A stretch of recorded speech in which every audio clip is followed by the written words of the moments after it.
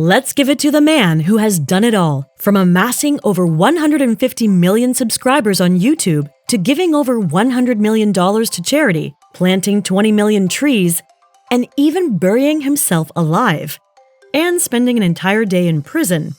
Don't know why that was necessary, but he is Mr. Beast for a reason. Well, that's not the point.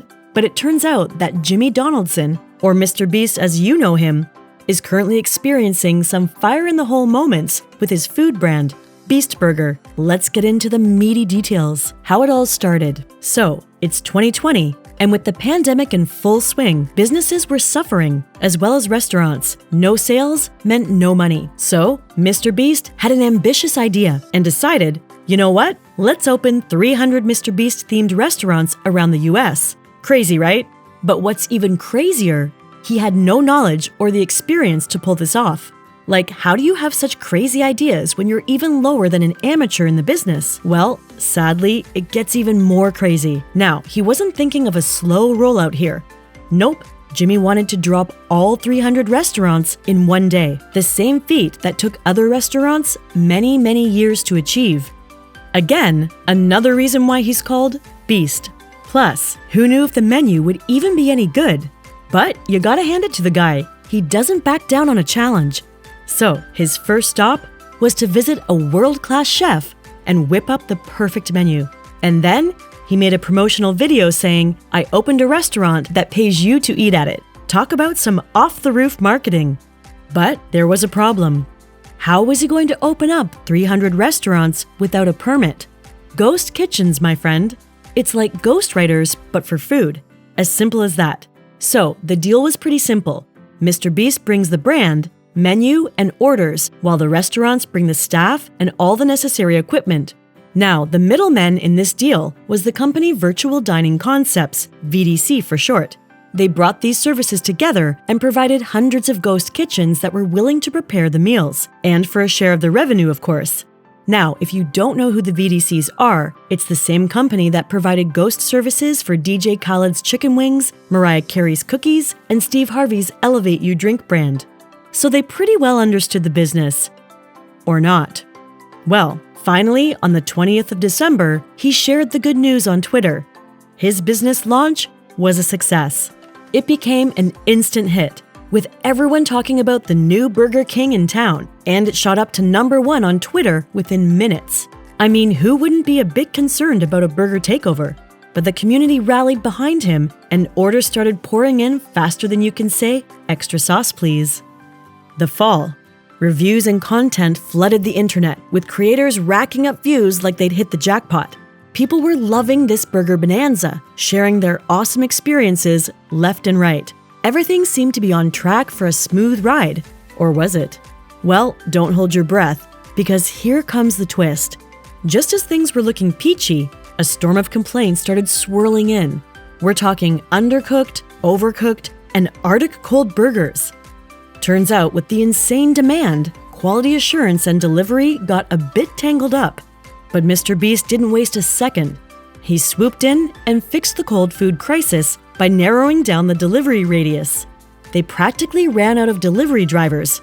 Can you believe it? He also had to make refunds to everyone who was affected by the shortcomings. But despite the hiccups, the Beast Burger train kept chugging along. And it wasn't just filling his pockets, but most importantly, he was able to fulfill his goal of giving struggling restaurants a lifeline in the pandemic. They even went global in 2022, slinging over 1 million sandwiches in under 2 months, raking in about $720,000 in monthly profits, and opening its first ever restaurant in the American Dream Mall, New Jersey in September 2022. By the time the dust settled, Mr. Beast was looking at a whopping $100 million in revenue for the year. The lawsuit. Fast forward to 2023, and Mr. Beast came to the conclusion that Beast Burgers might have been his worst nightmare yet. How did this happen? So, while some of the complaints about cold food being delivered to customers were kind of fixed, overcooked, undercooked, and poorly cooked meals were the constant red flags. We're talking burgers that tasted like they were yet to be cooked, fillings that were barely seasoned, and cheese that looked like it was taken right out of the fridge. The deliveries became pretty bad, and his customers were not taking this lightly at all. And he made the attempt to end things with the company VDC. After all, it was their responsibility to ensure food quality, and they failed at it. Was this the end of the Beast Burgers too? Well, a fan noticed that in May of 2023, the promotional video had been deleted, and the Beast Burger accounts were as quiet as a library at midnight.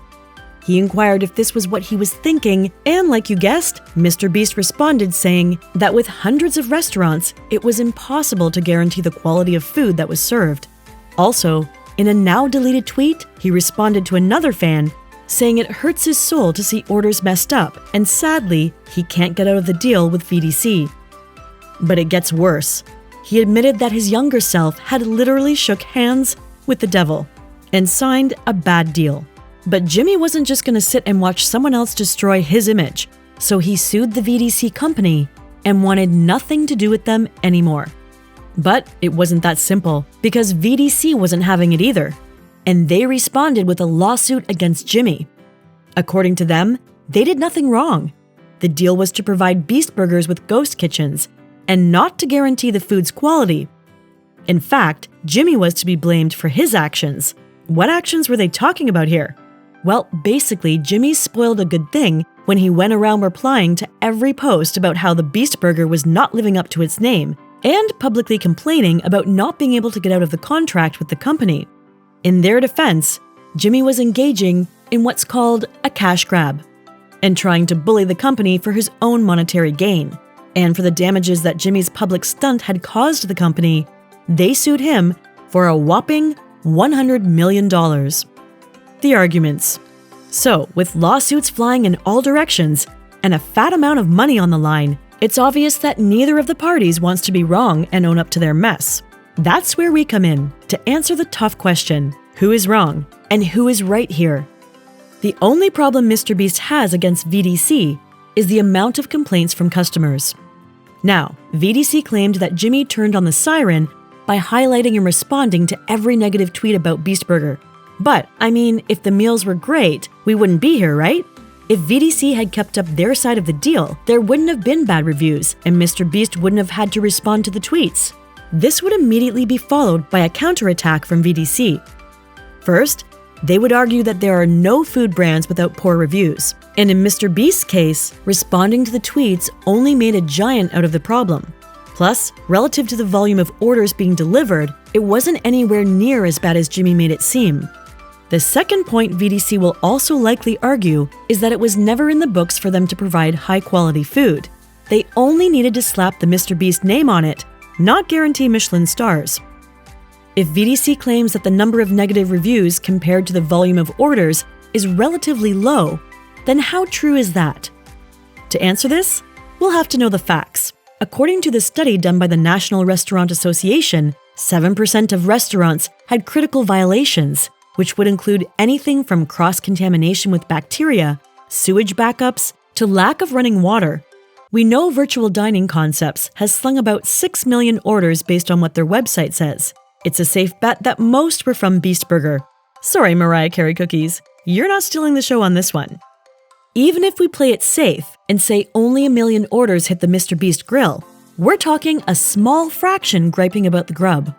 Let's say it's 10,000 bad reviews against 1 million orders.